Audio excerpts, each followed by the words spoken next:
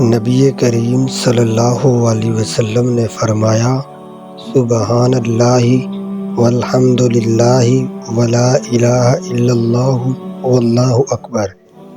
ان میں سے ہر کلمہ پڑھنے کے بدلے میں جنت میں ایک درخت لگا دیا جاتا ہے اور آدمی کے گناہوں جھڑنے لگتے ہیں جیسے سوکھے درخت کے پتے جھڑتے ہیں۔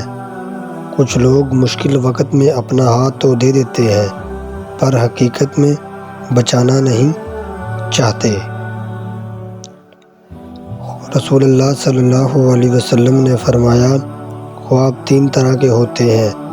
اچھا خواب اللہ کی طرف سے خوش خبری ہوتی ہے، ایک خواب شیطان کی طرف سے غمگین کرنے کے لیے ہوتا ہے، اور ایک خواب وہ جس میں انسان خود اپنے آپ سے بات کرتا ہے۔ اگر تم میں سے کوئی شخص ناپسندیدہ خواب دیکھے تو کھڑا ہو جائے اور نماز پڑھے اور لوگوں کو اس کے بارے میں کچھ نہ بتائے۔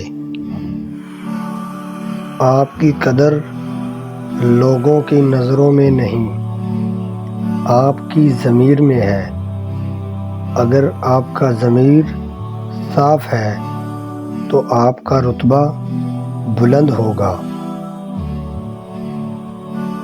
ہر آزمائش کے پیچھے بڑا صلہ ہوتا ہے، اگر تم جان لو تو کبھی شکوہ نہ کرو۔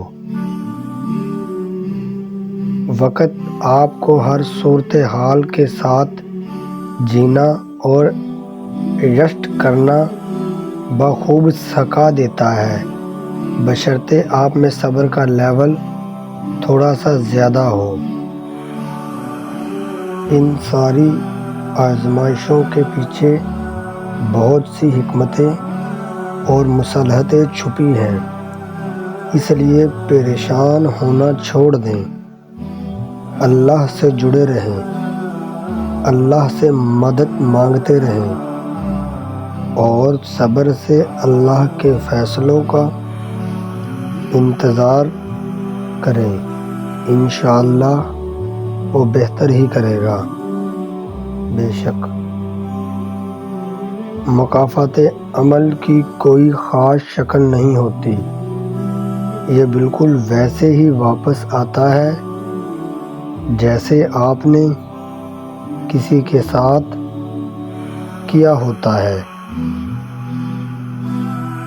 صبر ہوتا نہیں، صبر کیا جاتا ہے، اور صبر یہ ہوتا ہے کہ اندر مچلتی طوفان کو خود میں تھام کر اس کے ختم ہونے کا انتظار کرنا، اپنی شدتوں کو خود میں اس طرح قید کر لینا کہ معاملہ صرف اللہ تک رہ جائے۔